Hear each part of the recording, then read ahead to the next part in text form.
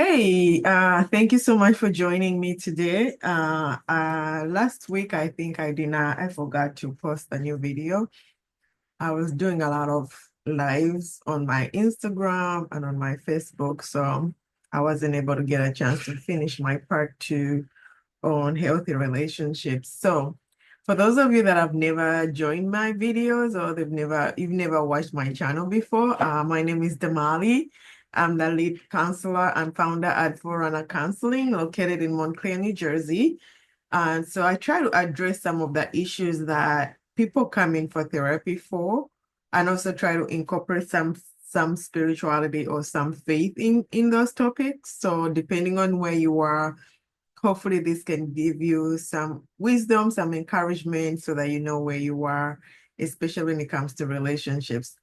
All of us in life, whether you're in a relationship that is considered to be intimate or is family relationships or friendship or work relationships, all of us find ourselves in some form of relationship. No one is going to be okay living by themselves. So sometimes we are aware of the relationship dynamics that are affecting us, but sometimes we are oblivious to those things because we are so caught up in the idea of being in a relationship that we don't care how people treat us or how we show up in those relationships. But 99% of the problems we experience in life are related to relationships.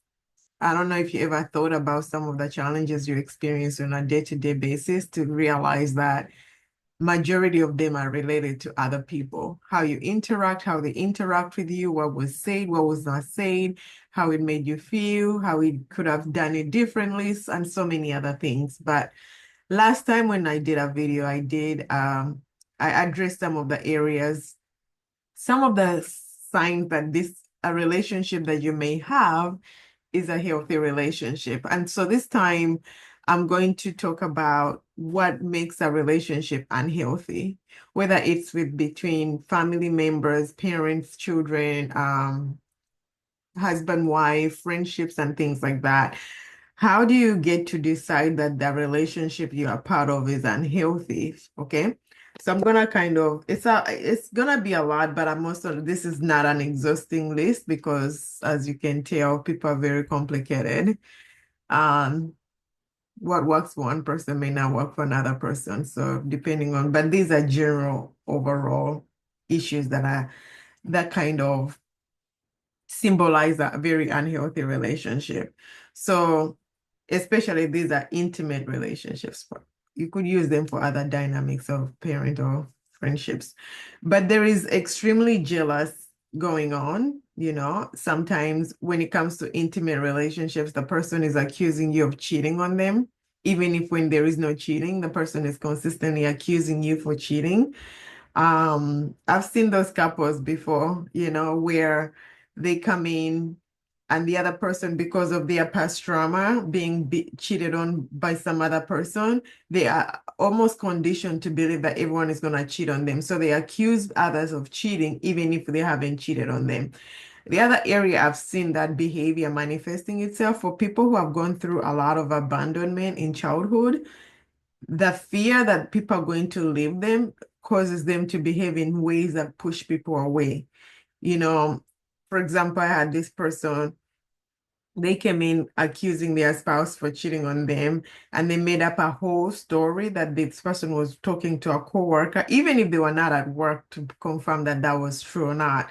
The way they were talking about it, you would have thought that they have evidence that their spouse was cheating on them, but they didn't have anything. They were just speculating. In other words, sometimes the assumption that if I tell myself that you're cheating on me, it will help me to not be disappointed when it actually happens because a part of me knew like it was gonna happen. So you kind of expect it to be. So some people create that narrative of people are cheating on them even if when they are not. So if you're doing that, that behavior is very, very toxic. It's not a healthy pattern to have, right?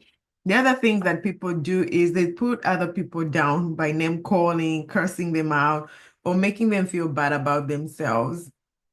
When you're talking to people and they use curse words, even if that conversation would have been calm, But when you use such inflammatory language, it heightens that volume, or that conversation gets heated, and it can have the tendency to escalate from 0 to 100.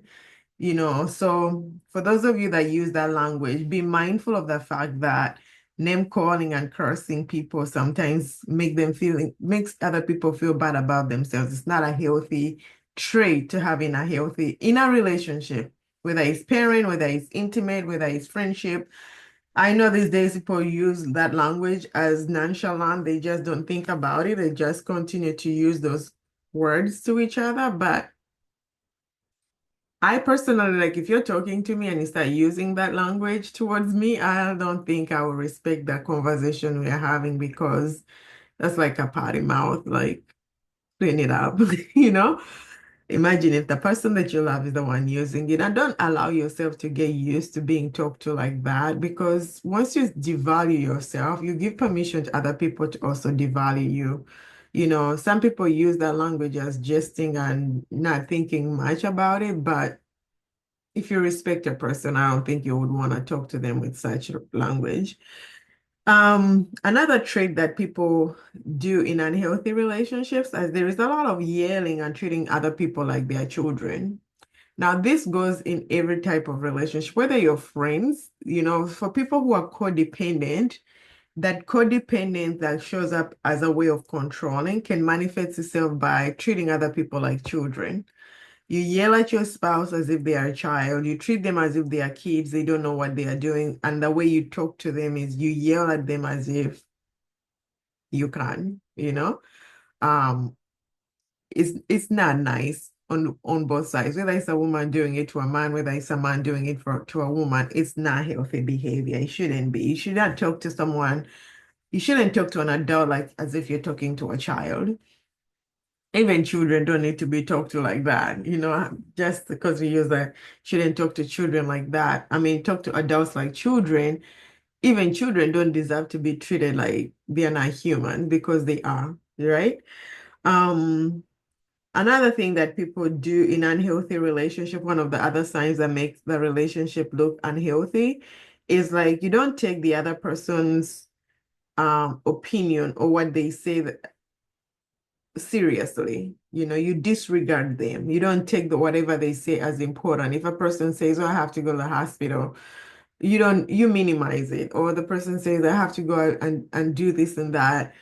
You ignore what they are saying because you're so consumed with yourself, you have no regard of other people. So the relationship is so consumed by this one person, everything is about them, what they want. When they get angry, everybody's walking on eggshells. When they get happy, then everybody has a right to be happy. But when you're not happy with them, then you're the problem. So that is like almost like that narcissistic behavior where a person sucks up the whole room and they take up all the emotional space, that there is no room for any other person to have any needs. So if you are that person that doesn't take other people seriously, whatever they are going through, or whatever their needs are, you don't take it seriously because you're so consumed with your own. You may not be aware, but you may be the unhealthy person in the relationship. You ever had those people like when you're talking, it's all about them. And they don't even know or realize that whatever they are saying is just about what is affecting them. They don't even pause to ask you how you're feeling or what's going on in your world. And when they are done, they kind of hang up the phone and go or leave the conversation. If it's not about them, they're not interested. They're not going to have any input. But when they talk, it has to be about them. I hope you're not one of those people, because it's just so self-centered. That's not healthy. Okay. Another thing is like you don't listen when other people talk. You know, if you're the one who does that, that's not nice. And if you encounter people who don't listen to you when you're talking, you have to be mindful. Again, there are certain elements of relationships that we have to be mindful of. One, we are responsible for the type of relationships we are a part of. We cannot be victim of what other people do. Even as I point out these negative or unhealthy traits of relationships, if you are in one of them, you cannot allow yourself to be a victim, meaning that you don't know what to do. They are doing this to you. You have the right to walk away or to change the dynamics of what that relationship is, but you cannot just claim to be a victim because the other person is doing what they are doing. All of us are responsible for the type of relationships that we are in, and we need to be accountable for that, right? And so when people don't listen to you and you consistently put yourself in relationships with them, you're part of the problem. If you know that they are self-centered and you put yourself into those situations, you're not helping it. And I know in some categories, like intimate relationship, this is where it becomes like domestic violence. When there is domestic violence, these are the patterns that you can identify. And as I'm saying this, some people may be in domestically or emotionally violent relationship, abusive relationships, but they may not know, because sometimes when a person is abusive, they can be extremely nice for like a day or hours and things like that. And so they feel like even if they are bad, but when they are good, they are really good. They make up so much. So be mindful of what type of relationships you're going to be a part of. Otherwise, you're going to suffer for no reason. Okay. There's that element of consistently criticizing the other person's friends and family. You know, I've seen people coming for, especially like couples therapy, where one person is consistently despising everything about the other person. And I'm thinking, then why are you with this person? Why don't you just walk away or find somebody else that you don't have to do this with? Because you do have a choice. You have a choice to walk away. You don't have to subject yourself to such a relationship. And they are trying to make it look like I should help them better the relationship. But if that tendency is there, where you're consistently criticizing that person, that they are like children, this is a tendency most people use in intimate relationship. I feel like I'm married to a child, right? That person did not become a child after years of being married to you. Then why all of a sudden is this now bothering you? You have to examine yourself, because the way you point out your needs, if you're criticizing and coming off condescending and very contemptuous, very unhealthy behavior. Even in marriages, for those of you who know about the Gottman method, the four horses in the marriage: contempt, criticism, stonewalling, and defensiveness. Those things destroy relationships, especially if you're married and that those four horses exist in your relationship. Um, the other thing that people do is they pressure the other one for sex, or they make sex hurt or feel humiliating, It's very unfortunate the things people put others through. Like, we hear things that you're like, what happened to human beings? I mean, like, we are depraved, but some people do things that you wouldn't even imagine.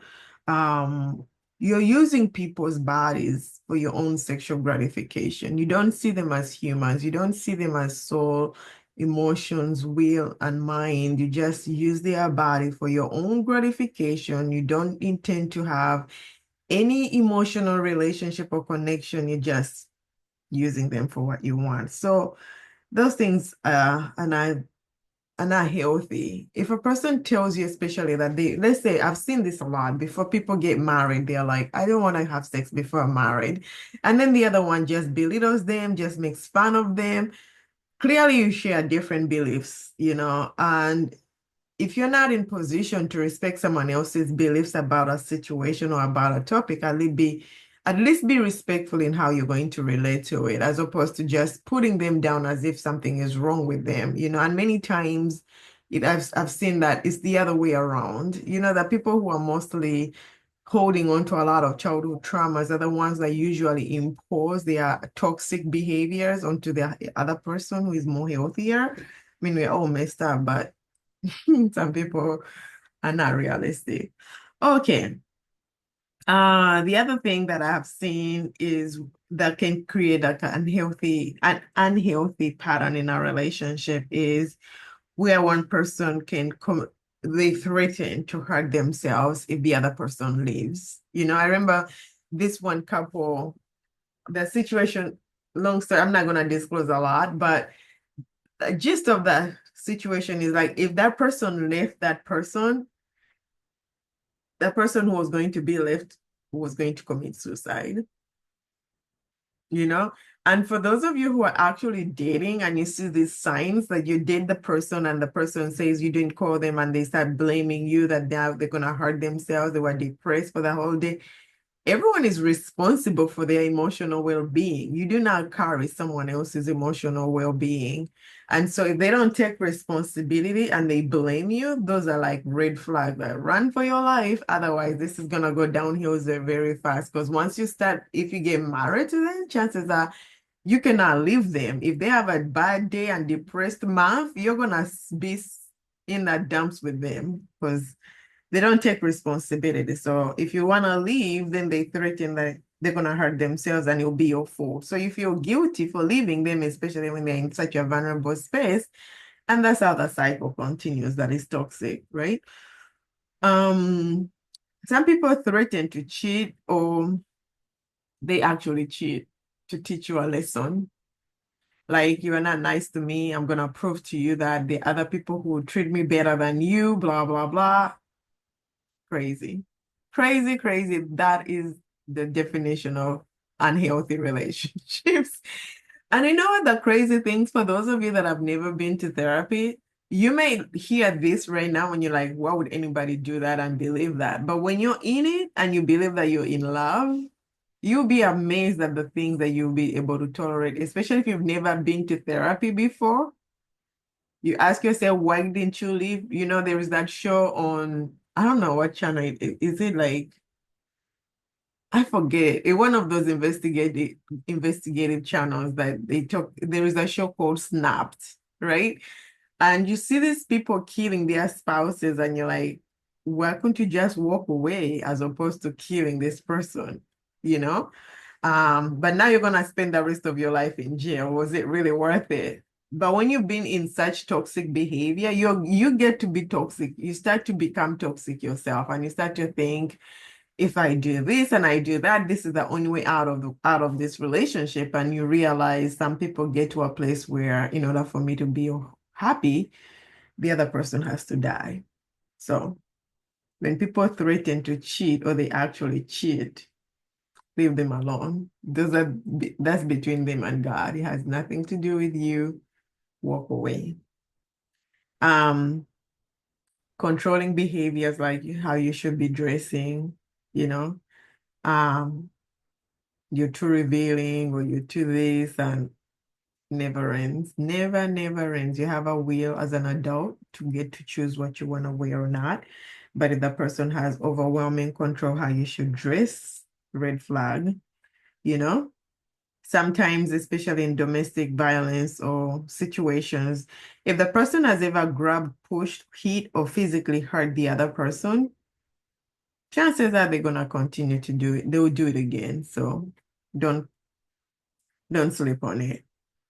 The other thing, like I said, if people don't take responsibility for their wrongdoing, and I would say this to you, like even God doesn't take ownership for the things that we do. There's a scripture in Isaiah, it says that it's not like God is far away from us, but our sins separate us from God. When we sin against God, God doesn't force us to be in relationships with Him, but our sins separate us from Him. So if you do something that oversteps God's boundary, God will be like, okay, I'll wait for you until you acknowledge your wrongdoing and I'll resume the relationship. But until then, I'm out, you know? And so you feel like you're praying and God is not hearing your prayers. You feel like you're praying to nobody.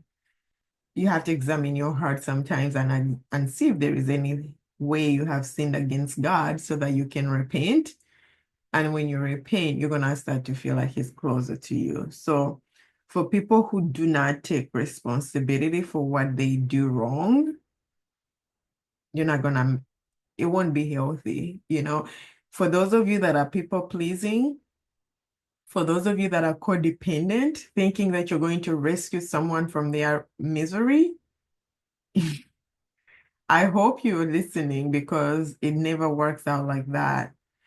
God has given each one of us a will to choose, and some people choose not to do anything about their situations. And if you think you're gonna come and love them to life and gonna suck the life out of you, so save yourself the energy and let people take responsibility for their own mistakes. Otherwise, you're gonna lose your own life for no reason, right? So these people tend to, if they blame you for their actions, they never take responsibility. Now, I'm gonna say this to us as women. This is something that I've noticed among women. When men tell us what we do wrong, right? Very few of us take no acknowledgement that I actually did that. I'm sorry. For some reason, we find ways to justify what we did, and never take responsibility. For example, I'll give you an example. This person said to the other one, like the husband told the wife, "You never apologize for anything." And the wife said, "But the things that I do did not happen in a vacuum. You did something that provoked me to do what I did." And they believe what they are saying. So when I'm seeing it from the outside, I'm like, okay, I can separate the two. What he's talking about is not meaning that what he did to you before was okay. But every time he bring up anything that you do wrong, you always uses what tells you to justify the bad things that you do.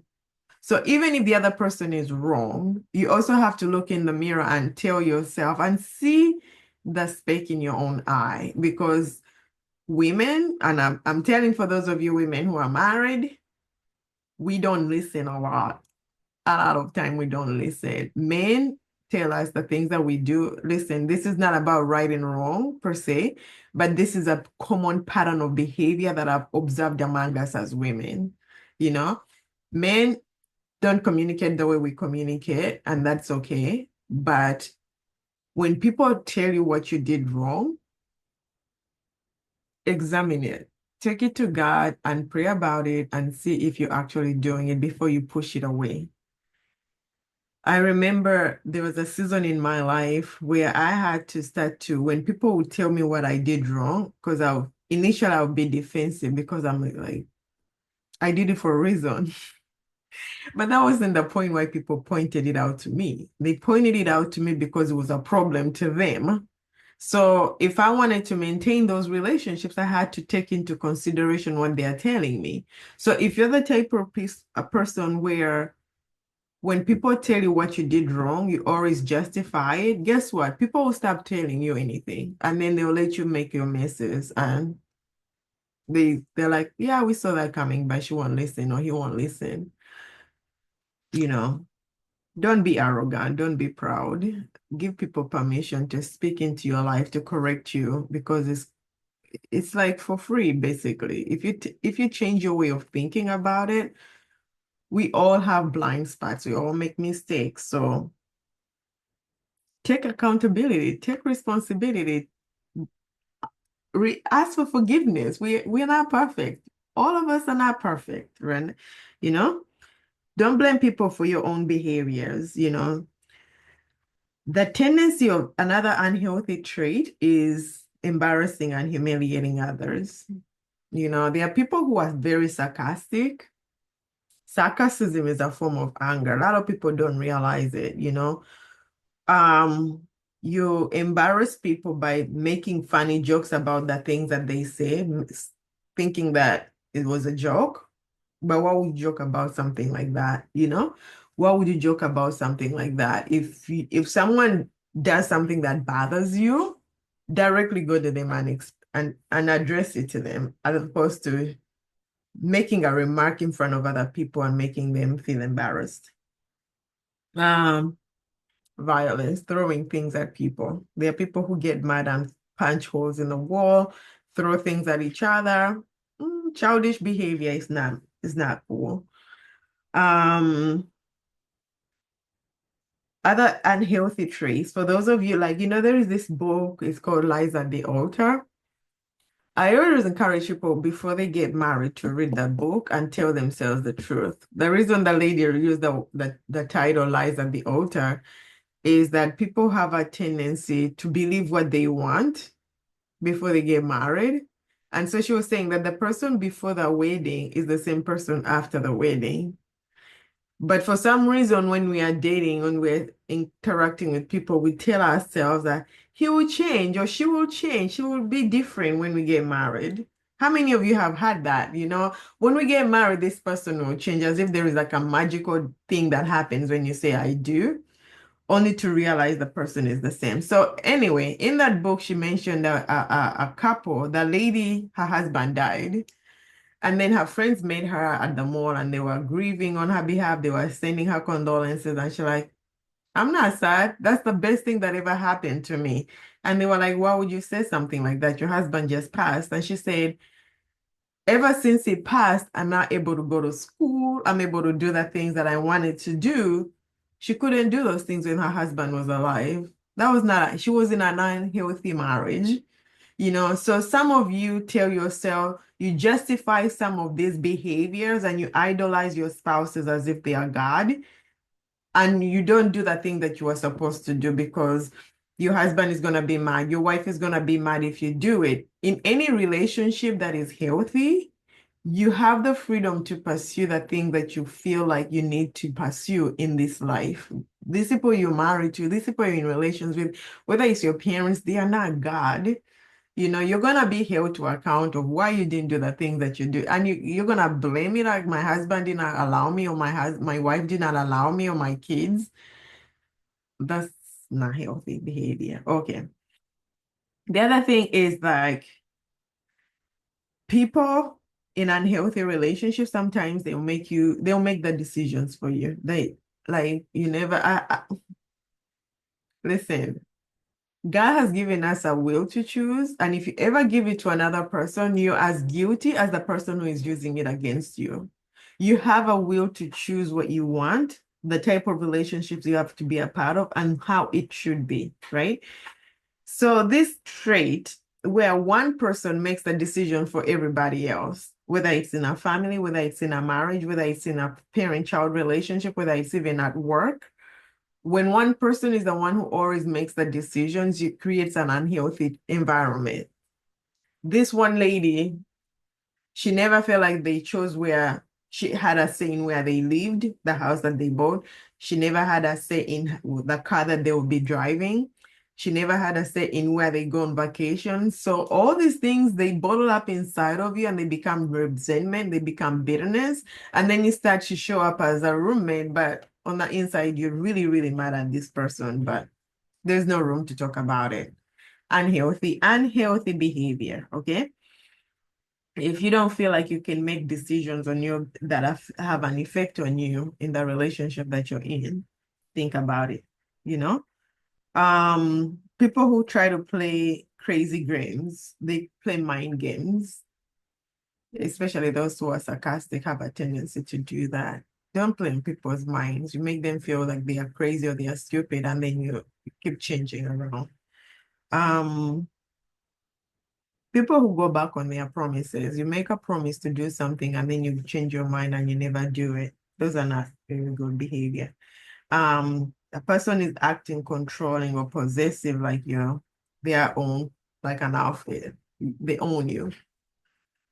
You're not owned by a human being unless you choose to be owned. Um, there are people who use alcohol, drugs as an excuse for their hurtful behavior. I love you, but then you just really slapped me after you were drunk. If you're putting up with that behavior, for those of you that are very codependent, being sympathetic in all the wrong places, tell yourself the truth. This person that you may be in a relationship may have a tendency to ignore or withhold affection as a way of punishing you. They're not gonna talk to you. They're not gonna have sex with you. They're not gonna go out with you as a way of proving to you that you did something wrong, that behavior is very abusive. Then the last one I'm gonna finish with is this: people who depend completely on the other to meet social or emotional needs. Not healthy. These people are not social butterflies. They expect you to meet their social needs. So in other words, you have to carry them when you socialize. You have to be the one talking and engaging on their behalf. If something goes wrong, you have to clean it up for them. Exhausting is the word. So I know I've given you a lot about unhealthy, more than I did on the healthy versions. For those of you who are asking, am I in a healthy or unhealthy relationship? These are the things that you can consider. I actually did write a book about healthy relationships. So those of you who are interested, go to my website, forerunnercounseling.com, and you'll be able to go to my shop and you'll be able to see the book on healthy, what healthy relationships look like, how to draw boundaries, how to express and assert yourself in relationships, and many other things. So feel free, for those of you that have never been to therapy, but you've just heard about, I'm not interested. We all need it. No one is exempted. We all have problems. And especially Christians, let me say this to you, Christians. As I've worked with different demographics, Christians, we are the worst sometimes. Sometimes we have like the worst clients because emotionally and mentally we are so underdeveloped, but we use our spiritual relationship to justify the bad relational and emotional dynamics that we behave with, you know? I've seen many people who pray, they fast, and I'm not saying that those things are wrong, but if you're not balanced in your emotional and mental well-being, your spirituality is going to be toxic and you're going to hurt people. So for those of you that have never been to therapy, I do have what they call a temperament assessment. That assessment helps you to understand yourself. That could be a beginning part of knowing yourself, because we are all capable of engaging in unhealthy behaviors. All of us, none of us is exempted. The thing is, do you know what you do when you tap into that unhealthy, toxic pattern of yourself? Because if you're not aware of that and you're thinking this little angel floating around on the clouds, no. All of us have been scathed by life, by humans. All of us have been wounded somewhere, somehow. And you have to know how that shows up in your relationship, because if you're oblivious to it, you're going to hurt other people without even knowing that you're doing so. So please visit my website. For those of you that have never done any therapy at all, you could start off by doing that temperament assessment. For couples, you could also do the same, get to know yourself individually and how those behaviors show up in your marriages, so that you can be at least on the journey to make healthy patterns of relationship. Otherwise, this is a marathon, it's not a sprint, and we change. The person you were today, some people, I've seen people who were used to be very nice people, and they went through very bad situations or circumstances, and they became bitter. So keep on watering the garden of your heart until love flows in and out of it. Otherwise, you may assume that you're this nicest person and none of us is exempted. So again, forerunnercounseling.com. Visit me there. My office is in Montclair, New Jersey. Don't hesitate to give me a call or to visit me. Again, subscribe, share my video with other people that you know may benefit from it. If you know someone who is in a bad situation and they may not be open to therapy, maybe you can share this video with them and they can get some insight about it so they can start somewhere. Okay, thank you so much for watching, and I will speak to you next week.